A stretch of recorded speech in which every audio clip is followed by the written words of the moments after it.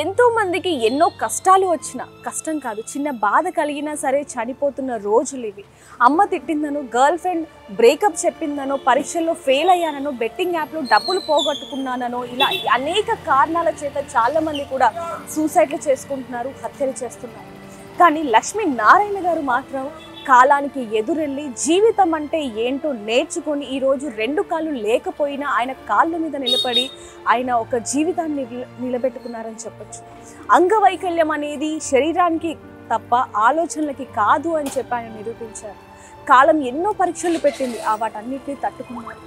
పెళ్లి చేసుకున్నారు, 2 పిల్లల్ని కూడా కన్నారు. కానీ పెళ్లి కాకముందు అసలు ఏం జరిగింది, ఆయన ఎందుకని అంగవైకల్యంతో ఉన్నాడు? చాలామంది కూడా అంగవైకల్యం అనేది శరీరానికి అనుకుంటారు, కానీ బుద్ధికి అనేది మాత్రం చాలామందికి తెలియదు. ఎందుకంటే చాలామంది కూడా ఇప్పుడు వరకు కూడా అవయవాలన్నీ బాగున్నా, అంటే కాళ్ళు చేతులు ఆలోచించే విధానం ఉన్నప్పటికీ కూడా తల్లిదండ్రుల కష్టం మీద పడి తింటున్న వాళ్ళు అనేక మంది ఉన్నారు. వాళ్ళందరికీ లక్ష్మీనారాయణ గారి జీవితం ఒక ఉదాహరణ అని చెప్పొచ్చు. ఎందుకంటే కాలం చాలా ప్రశ్నలు వేసింది, ఆయనకు ఎన్నో పరీక్షలు పెట్టింది. 2 కాళ్ళు తీసేసుకుంది, ఒక చెయ్యిని కూడా తీసేసుకుంది. అయినా కూడా వాటన్నిటికీ కూడా ఇంత కూడా జంకకుండా, ఆలోచించకుండా, బాధపడకుండా, ఎక్కడ కూడా నిరాశ చెందకుండా కాలానికి ఎదురెళ్ళాడు. నేనేంటో చూపిస్తాను అంటూ కూడా సమాజానికి చూపించి లక్ష్మీనారాయణ ఏంటి, ఇతనేనా అనిపించేలాగా చేశాడని చెప్పారు. చిన్న చిన్న విషయాలకి బాధపడి చనిపోతున్న వాళ్ళు చాలామంది ఉన్నారు. ఒక కాలు లేకపోయినా, ఒక చెయ్యి లేకపోయినా నేనేమి చెయ్యలేను అంటూ నిరాశ చెందుతున్న వాళ్ళు ఎంతోమంది ఉన్నప్పటికీ వాళ్ళందరికీ ఒక నిదర్శనంగా మారారు లక్ష్మీనారాయణ గారు అని చెప్పొచ్చు. ఇప్పుడు అంటే ఎవరి కాళ్ళ మీద, ఎవరి చేతుల మీద ఆయన ఆధారపడకుండా, ఆయనకి కాలు లేకపోయినా కష్టపడే తత్వం ఉంది అని ఒకే ఒక్క ఆలోచన పెట్టుకొని ఈరోజు కిరాణా షాప్ నడుపుతూ ఆయన ఏ విధంగా కష్టపడుతున్నారు, ఆయన ఫ్యామిలీని ఏ విధంగా నెట్టుకెళ్తున్నాడు అనేది కూడా ఇప్పుడు మనం చూస్తున్నాం. ఒక కిరాణా షాప్ పెట్టుకొని ఎవరి మీద ఆధారపడకుండా నేను నా కాళ్ళ మీద నిలబడతాను అంటూ నిరూపించారని చెప్పొచ్చు. కాలానికి ఎదురెళ్ళారు. మనతో పాటు ఇప్పుడు లక్ష్మీనారాయణ గారు మనతో పాటు ఉన్నారు. ఆయనతో మాట్లాడి ఆయన జీవితం గురించి ప్రతి ఒక్కరికి కూడా ఒక గుణపాఠం నేర్పిద్దాం. నమస్తే అండి, ఎలా ఉన్నారు? ఎలా ఉంది మీ హెల్త్, ఎలా ఉంది ఇప్పుడు?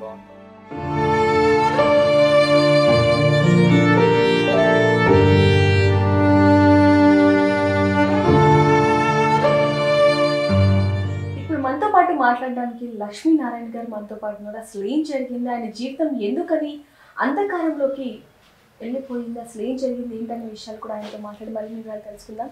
నమస్తే అండి, ఎలా ఉన్నారు? బాగున్నాను. అసలు ఏం జరిగిందండి? నేను 10 years ఉన్నప్పుడు కరెంట్ షాక్ అమ్మ. కరెంట్ షాక్ వల్ల అది తీసేయాల్సి వచ్చింది. కాళ్ళు, రెండు కాళ్ళు, ఒక చెయ్యి. అంటే వర్షం పడుతుందా లేకపోతే అసలు ఏం జరిగింది? 3 phase మెయిన్ వైర్ మీద వర్షంలో ఆడుతూ పతంగ్ కోసమని రాడ్ దాని మీద వేసిన, సో కరెంట్ షాక్ తగిలింది. 3 phase మెయిన్ వైర్ కదా, అది ఎర్తింగ్ వచ్చి ట్రాన్స్ఫార్మర్ బ్లాస్ట్ కావడం వల్ల అది ఆగిపోయింది కరెంట్, లేకపోతే స్పాట్ డెడ్. అసలు తలుచుకుంటేనే అది భయం వేస్తుందని చెప్పొచ్చు మాకు. అలాంటిది మీరు దాన్ని ఫేస్ చేశారు. ఆ తర్వాత నుంచి మీ లైఫ్ అనేది టర్న్ అయిపోయింది అసలు. అవును. సో అప్పటి నుంచి ఎలా మీ జీవితం కొనసాగుతుంది అసలు? మా అమ్మ వాళ్ళు వేరే వాళ్ళ త్రూలో హెల్ప్ తీసుకొని చదివించారు. ఇంటర్ వరకు కంప్లీట్ అయింది, డిగ్రీ డిస్కంటిన్యూడ్. ప్రస్తుతానికి కిరాణా షాప్ నడిపించుకుంటున్నాను. ఓకే, అంటే ఇదంతా ఆపరేషన్ అదంతా ఎప్పుడైందన్నా? 94లో అయింది, 94-95లో అయింది. ఇప్పుడు మీ ఏజ్ 42. ఓకే. సో పెళ్ళి తర్వాత జీవితం ఎలా మారింది అంటారు? అంటే పెళ్ళికి ముందు వరకు కూడా చూసుకుంటే కొంచెం అంగవైకల్యం అనేది తెలుస్తూ ఉంటుంది, కొంచెం నలుగురు కూడా కొంచెం చిన్న చూపు చూడటం అదంతా. పెళ్ళి తర్వాత మీ లైఫ్ మళ్ళీ నార్మల్గా వచ్చిందని వచ్చింది. ఎందుకంటే పెళ్ళి తర్వాత ఇప్పుడు 2 పిల్లలు కూడా ఉన్నారు, సో నార్మల్గానే వచ్చింది. ఏం లేదంటే గవర్నమెంట్ నుంచి ఏమైనా హెల్ప్ దొరుకుతుందేమో అని చెప్పి ట్రై చేస్తున్నాం అంతే. అంటే ఇంటర్ అయిపోయిన తర్వాత ఏదైనా వర్క్ చేయాలి అనిపించిందా? మార్కెటింగ్లోనే ఉన్నానమ్మా. ఇంటర్ తర్వాత, డిగ్రీ తర్వాత నుంచి మార్కెటింగ్లోనే ఉన్నాను. సో అక్కడ ఇప్పుడు మొన్న కరోనా అప్పటి నుంచి కొంచెం చాలా ప్రాబ్లమ్స్ అవుతున్నాయి అని మానేసి 2 years ఖాళీగా ఉన్న తర్వాత కిరాణా షాప్ పెట్టుకున్నాను. అంటే ఏం మార్కెటింగ్ చేశారన్నా? స్టార్టింగ్లో ప్రీపెయిడ్ కాయిన్ బాక్స్ చేశాను, తర్వాత మొబైల్స్ చేశాను, ప్రీపెయిడ్ సిమ్ కార్డ్స్ చేశాను, తర్వాత ఇంటీరియర్ కూడా చేశాను. అంటే అన్న చాలా మంది కూడా అంగవైకల్యం అనేది శరీరానికి అనుకుంటారు, కానీ మీరు మాత్రం శరీరానికి కాదు ఆలోచనకి మనసుకి అని చెప్పి నిరూపించారు. చాలా మంది మిమ్మల్ని చాలా చిన్న చూపు చూస్తూ ఉంటారు కదా, వాళ్ళందరికీ ఒక సమాధానం చెప్పినట్టే అయింది మీరు. సో వాళ్ళందరికీ ఏం చెప్తారు మీరు? నేను ఈ ఫీలింగ్ పెట్టుకొని నడవలేదమ్మా. ఇట్లా నాకు ఇట్లా అయ్యింది అనే ఫీలింగ్ ఉంటే ఇంత దూరం వచ్చేది కాదు అసలు. ఆ ఫీలింగ్తో ఎప్పుడు లేను. సో నేను ఎవరన్నా ఏమని అంటే, నేను నా ముందు ఎవరని అంటే అనుద్ర బాబు అని ఒకసారి ఎక్స్ప్లెయిన్ చేస్తాను, వేరే వాళ్ళని కూడా అననివ్వను. సో ఏదైనా చిన్న ప్రాబ్లం వస్తేనే ఫ్రెండ్స్ కానీ లేకపోతే బంధువులు కానీ అందరూ వేలెత్తి చూపిస్తూ ఉంటారు. మరి మీరు ఇంత కష్టంలో ఉన్నప్పుడు ఎవరైనా ఫ్రెండ్స్ కానీ రిలేటివ్స్ కానీ ఎవరైనా సపోర్ట్ చేశారు? ఇన్ని సంవత్సరాల నుంచి ఎవరు చేయలేదమ్మా. మొన్న పెద్ద పాప పుట్టిన తర్వాత నా ఫ్రెండ్ నవీన్ అని ఉన్నాడు, తను హెల్ప్ చేస్తేనే 1,50,000 రూపాయలు తను హెల్ప్ చేస్తేనే నేను కిరాణా షాప్ పెట్టుకున్నా. అంతవరకు ఎవరితో నేను తీసుకోలేదు, ఎవరిని నేను అడగలేదు. నవీన్ అని ఇంటీరియర్లో ఫ్రెండ్ ఉన్నాడు, తను చేయడం వల్లనే ఇప్పుడు ఎంతో కొంత పిల్లలకి 3 పూటలు అన్నం పెట్టగలుగుతున్నాను. ఎప్పుడు పెళ్ళైందండి నాకు 2019 జూలై 26, జూన్ 26. దగ్గర వ్యక్తులైనా లేకపోతే లేదమ్మా, తను డిజేబులే. సో ఒక ఆర్గనైజేషన్ వాళ్ళ త్రూలో తను నాకు పరిచయము, చూడగానే నేను చేసుకుంటా అని చెప్పి వాళ్ళకి నేనే ప్రామిస్ చేసిన, నేను చూసుకుంటాను.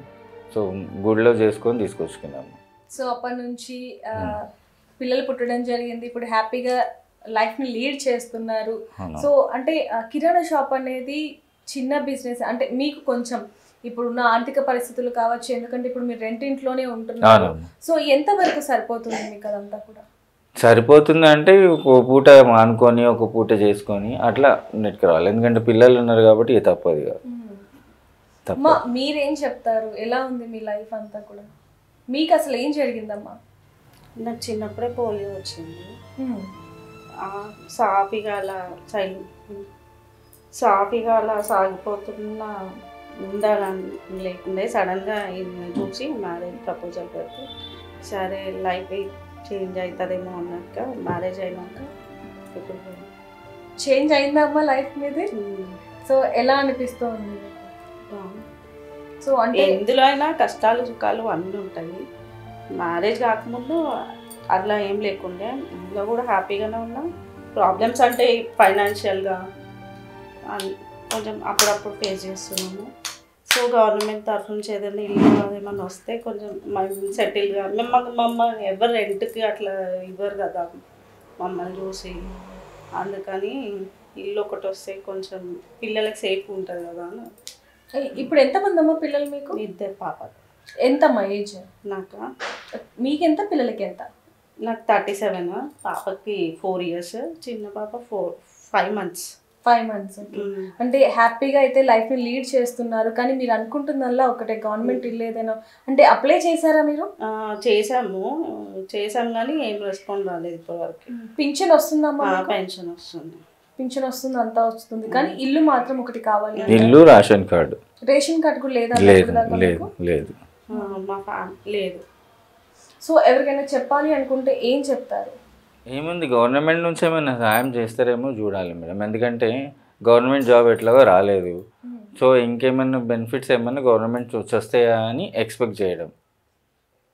ఎందుకంటే ఆడపిల్లలు ఉన్నారు కదా, ఇప్పుడు అంతా భయం ఏంటంటే వాళ్ళ కోసం ఇన్ని సంవత్సరాలు ఎట్లనో నడిచింది, ఇప్పుడు ఆడపిల్లలు ఉన్నారు, రేపొద్దున ఫ్యూచర్ వాళ్ళకి స్టడీసు అవన్నీ కరెక్ట్ రావాలి అంటే మనం కూడా మనకేమన్నా ఉంటేనే కదా అయ్యేది.